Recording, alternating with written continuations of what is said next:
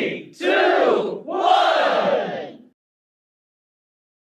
बिस्मिल्लाहिर्रहमानिर्रहीम। अस्सलामुअलैकुम। हुज़ैफ़ा's किचन में सबका वेलकम है।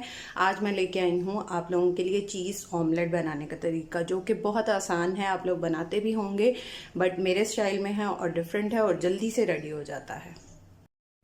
उसके लिए मैंने 3 to 4 टेबल स्पून जो है वो कुकिंग ऑयल है वो ऑलरेडी मैंने डाल दिया है।